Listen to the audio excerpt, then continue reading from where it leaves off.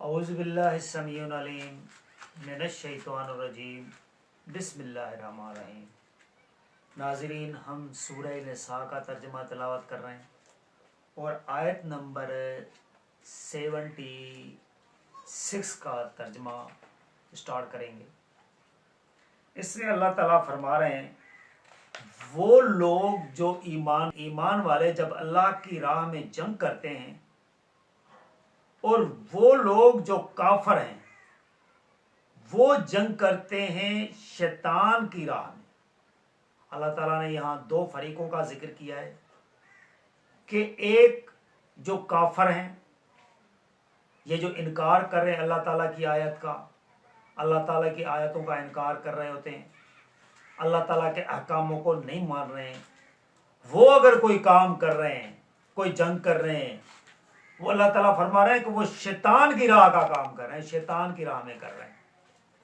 और जो लोग ईमान वाले हैं वो लोग अल्लाह की राह में वो जंग कर रहे होते हैं, यानी वो काम जो अल्लाह ने बताया होता है वो अल्लाह की राह में अल्लाह की खुशनुदी की खातिर कर रहे हैं। तो अल्लाह ताला फरमा रहे हैं, बस जंग करो शैतान के साथियों से। यानी अल्लाह ताला ने फिर उन लोगों को शैतान का साथी करार दिया है।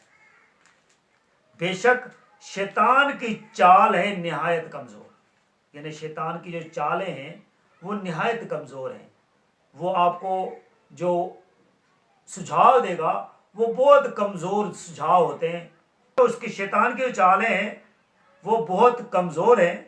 आगे अल्लाह ताला फरमा रहे हैं, क्या नहीं पता है आपको उन लोगों का कहा गया उनसे कि रोके रखो अपने हाथ जंग से। यानी जब अल्लाह ताला ने कहा कि अपने हाथ जंग से रोके रखो, कायम करो नमाज और देते रहो ज़कात। पहले ये हुक्म था कि जंग नहीं करनी है, आप पर वो जितने जुल्म और सितम कर रहे हैं करने दो, आपने लड़ना नहीं है। फिर जो ही हुक्म दिया गया उन्हें जंग का, तो एक गिरोह उनमें से ऐसा डरता है लोगों से जैसे अल्लाह से डरना चाहिए या इससे भी ज्यादा उनको डर है। कहते हैं ये लोग, ए हमारे रब, क्यों फर्ज किया तूने हम पर जंग करना, क्यों न मोहलत दी तूने हमको थोड़ी मुद्दत और।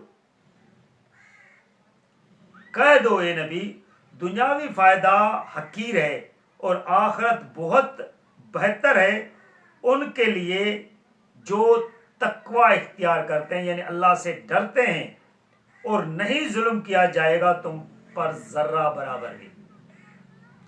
तो वो लोग जिनको पहले कहा गया था कि आप लोगों ने जंग नहीं करनी है,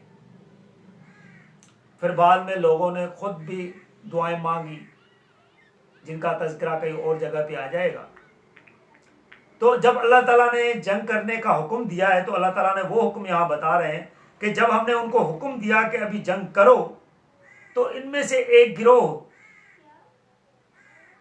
ऐसा है, यानी ईमान वालों के अंदर जो कुछ मुनाफिक लोग हैं उन वो गिरोह की बात करें, क्योंकि यहां तज़किरा अल्लाह ताला मुनाफिकों का कर रहे हैं। तो वो जो मुनाफिक गिरोह है वो दूसरे जो काफर गिरोह है उससे ऐसे डरता है जैसे अल्लाह से डरना चाहिए, यानी वो उनका डर उन लोगों के दिल में अंदर बैठ गया है। और फिर वो गिरोह जो मुनाफिक गिरोह है वो कहता है कि या अल्लाह, आपने जंग क्यों फर्ज की, अभी तो जंग करनी नहीं थी, ये लोग बहुत जो है ना वो सख्त झगड़ालू हैं, ये हमें जो है ना वो छोड़ेंगे नहीं, क्यों ना फर्ज की, हमें मोहलत क्यों नहीं दी 2 दिन और, कि अभी जंग नहीं करनी चाहिए थी हमें। यानी दूसरे लोगों को भी, जो मुसलमान लोग थे उनको भी ये कहते थे, यार अभी जंग क्यों कर रहे हो, ये आपको ये कर देंगे वो कर देंगे। और यही लोग कह रहे थे कि हम तो आप लोगों को आपस में जो ना बनाने की कोशिश कर रहे हैं, उनसे भी मिले होते थे इनसे भी मिले होते थे। यही मुनाफिक लोगों का अल्लाह ताला ने यहां तज़किरा किया हुआ है कि ये मुनाफिक लोग आप लोगों से भी इस तरह की बातें कर रहे होते हैं और आगे वालों से भी उनके साथ भी मिले होते हैं। یہاں سے بھی آپ سے بھی وہ کچھ دنیاوی چیزیں بٹور رہے ہوتے ہیں، ان سے بھی بٹور رہے ہوتے ہیں۔ منافق ایسے ہی کرتا ہے، جب دو فریق آپس میں ہوتے ہیں نا تو دونوں فریقوں سے مل رہا ہوتا ہے، اس کا کام ہی یہی ہوتا ہے، اس سے ملا تو اس جیسا، دوسرے سے ملا تو دوسرے جیسا۔ یہی سورہ نساء کے اندر اللہ تعالیٰ منافقوں کا تذکرہ یہی کر رہے ہیں کہ منافق ہوتے کیسے ہیں، کام کیا کر رہے ہوتے ہیں، اور ان کے الفاظ کیا کیا ہوتے ہیں۔ پھر وہ کہتے ہیں، حضور صلی اللہ علیہ وسلم کو اللہ تعالیٰ فرما رہے ہیں کہہ دو اے نبی کہ دنیاوی فائدہ یہ حقیر ہے، یعنی وہ دنیاوی فائدہ، منافقوں کو دنیاوی فائدے کو بٹور رہا ہوتا ہے، اس کو دنیاوی فائدہ نظر آتا ہے، آخرت کا کوئی فائدہ نظر نہیں آتا، نہ اس کو آخرت میں کوئی اعتبار ہے۔ وہ کہتا ہے جب جائیں گے تو دیکھا جائے گا، جس طرح آج کل بھی لوگ کہتے ہیں یار مریں گے تو دیکھا جائے گا۔ تو یہی لوگ منافق ہیں جو اس طرح کے الفاظ کر رہے ہوتے ہیں نا، مریں گے تو دیکھا جائے گا، تو مرو گے تو پھر پتہ چل ہی جانا ہے تمہیں۔ تو اللہ تعالیٰ فرمائیں کہ یہ دنیاوی فائدہ حقیر ہے، آخرت کا جو فائدہ ہے وہ بہت بہتر ہے ان کے لیے جو تقوی اختیار کرتے ہیں، یعنی اللہ سے ڈرتے ہیں، اللہ تعالیٰ کا کہنا مان رہے ہیں، اور نہیں ظلم کیا جائے گا ان پر ذرہ برابر۔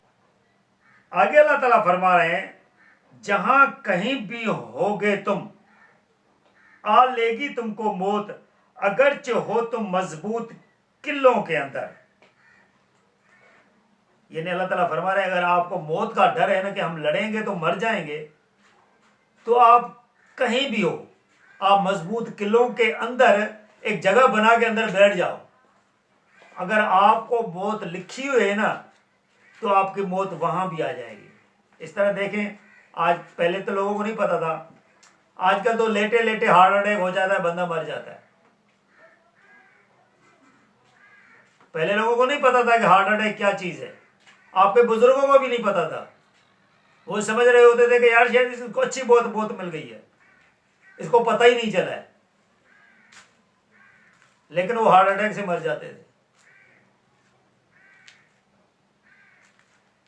اور اللہ تعالیٰ یہ نہیں ہے کہ کسی کو بتا دیتا ہے کہ تو نہا شہا کے جو ہے نا وہ پھر آ کے جا کر مر جا، وہ ویسے ہی نہا رہا ہوتے ہیں، کبھی کبھی بندے نہا لیتے ہیں اور لیٹ جاتے ہیں تو وہ جو ہے نا ان کو ہارٹ اٹیک آ جاتا ہے، مر جاتے ہیں۔ تو وہ لوگ سمجھ رہے ہیں کہ شاید اس کو موت کا پتہ چل گیا تھا تو وہ نہا کے آ کے لیٹ گیا چارپائی میں، مر گیا، ایسے نہیں ہوتا۔ تو لہٰذا اس طرح کی کہانیاں ایسے جڑی ہوتی تھی جن کی عقل ہی نہیں ہوتی تھی، یہ تو سائنس نے ترقی کی ہے تو آپ لوگوں کو پتا چلا ہے کہ یہ چیزیں بھی ہیں جو اللہ تعالیٰ نے تخلیق کی ہے، یہ بیماریاں اس طرح کی بھی ہیں۔ تو پھر آگے پھر اللہ تعالیٰ فرما رہے ہیں اگر حاصل ہوتی ہے ان کو کامیابی تو کہتے ہیں یہ اللہ کی طرف سے ہے، یعنی اللہ تعالیٰ ان کو کوئی کامیابی عطا فرما دیتے ہیں، کہیں سے کوئی چیز مل جاتی ہے ان کو، تو وہ پھر اللہ تعالیٰ کی عطا سمجھ رہے ہوتے ہیں کہ یہ اللہ تعالیٰ کی طرف سے ہے۔ اور اگر پہنچتا ہے ان کو کوئی نقصان تو کہتے ہیں اے محمد یہ تمہاری وجہ سے، یعنی منافق یہ بھی کہتے تھے کہ اگر کوئی ان کو چیز مل جاتی تھی تو کہتے تھے یہ اللہ کی طرف سے مل گئی ہے، اور پھر اگر ان کو کوئی جنگ میں یا کہیں سے بھی کوئی نقصان مل جاتا تھا وہ تو کہتے تھے کہ یہ نبی ہے تیری وجہ سے یہ سارے کام ہو رہے ہیں۔ مثلا کامیابی مل جانا اللہ کی طرف سے، نقصان مل جانا بندے کی طرف سے ہو گیا۔